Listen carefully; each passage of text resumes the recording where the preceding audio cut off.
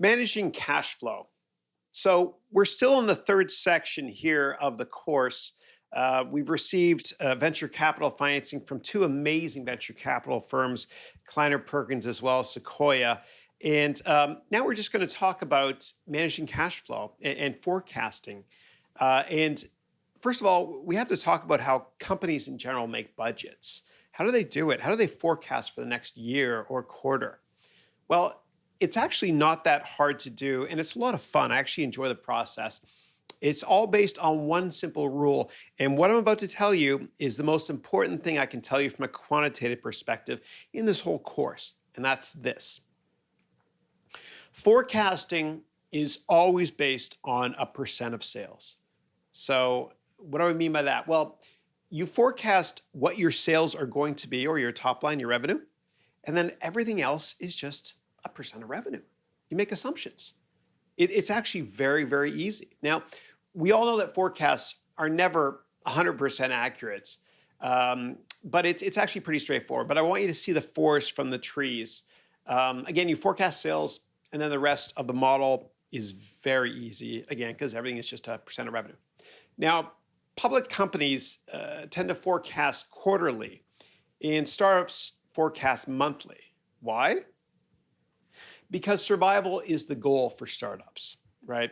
Most companies go belly up. Survival is the goal.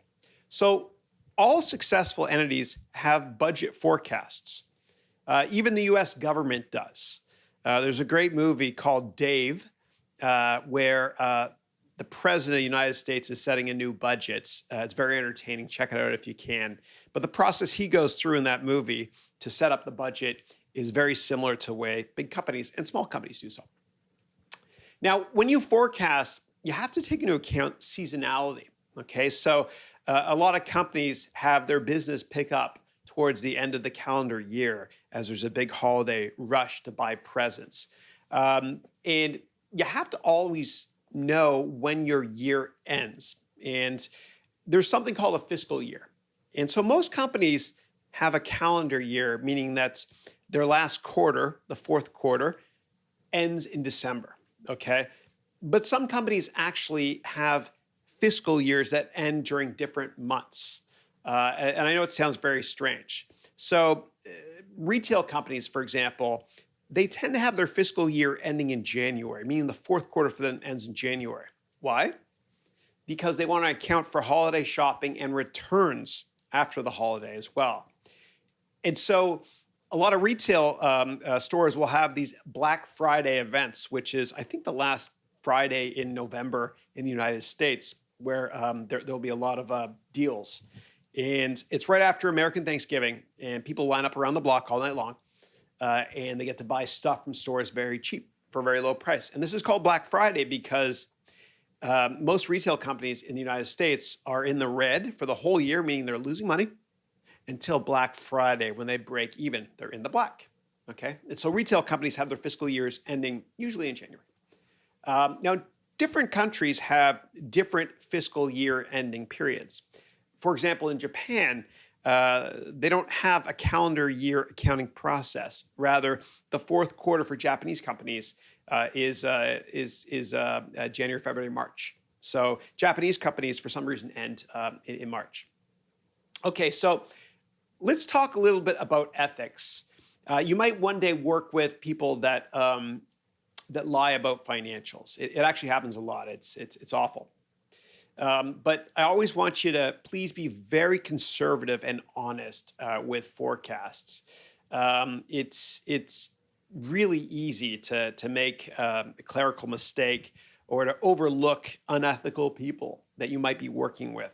And one little unethical mistake when it comes to forecasting can lead to jail time. I know it sounds unfair, but there are companies out there that have quarterly numbers, and they have to make those quarterly targets or Wall Street punishes their stock.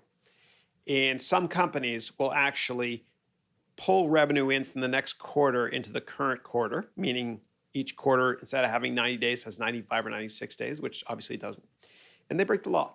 And a lot of these people go to jail. So just be really careful when you're forecasting and when you're working with others that forecast as well. So how long can we measure, or how can we measure how long it takes for assets and liabilities to actually turn into cash? Well, that's something called the cash conversion period ratio, right?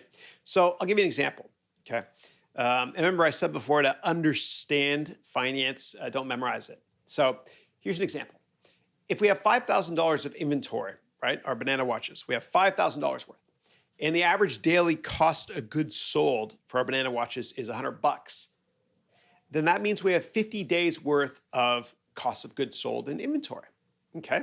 So another way to think about this is if we put another $1 into inventory, it won't be converted into cash or cost of goods sold for another 50 days. Okay. So inventory issues can absolutely destroy a company. And so for our banana watch company, remember we had the recall last class, that might put us out of business. So producing too much stuff in inventory is a big mistake. And the Japanese kind of perfected this process back in the 80s called a just-in-time, or JIT, where they only produce stuff the second you need it. In fact, the books that I sell on Amazon, this is an amazing process. Check this out. I sell several books on Amazon.com. And if you order the book today, it hasn't been printed yet. It gets printed, and then you receive it 1.5 to 2 days later. That's just-in-time inventory management, and it is brilliant, as is Amazon. Okay, another ratio is the inventory to sale conversion period. And that's basically average inventories divided by cost of goods sold divided by 365. And that's to kind of measure on a yearly basis. If you want to measure on a quarterly basis, of course, you'd use 90 days instead of 365. Understand this, don't memorize it. And if it's not useful to you, then just forget about it.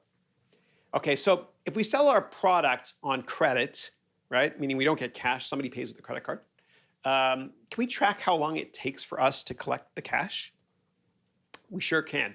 It's called the sale to cash conversion period. And you basically take average receivables divided by sales divided by 365. Okay, great. It's actually good practice, like I mentioned before, to pay your bills as late as you can without upsetting your business partners or incurring late fees. And there's a way to measure this. And that way is as follows. It's called the purchase to payment conversion period. And it's average payables plus average accrued liabilities divided by cost of goods sold divided by 365. Okay. All right, so short-term forecasting is primarily about cash flow estimates, and many assumptions are made, and many assumptions are based on sales, right? So forecast sales first, and then everything else is just a percent of sales going forward. And we also talked about cash conversion ratios in terms of the number of days it takes us to convert sales into cash. So this was a lot to handle in a very short chapter. Okay, if some of it was confusing, don't worry about it, because I'm going to show you a real-world example, 2 examples actually later on, in terms of making up forecasts for a private company and a public company. I think you'll enjoy that process. Thank you.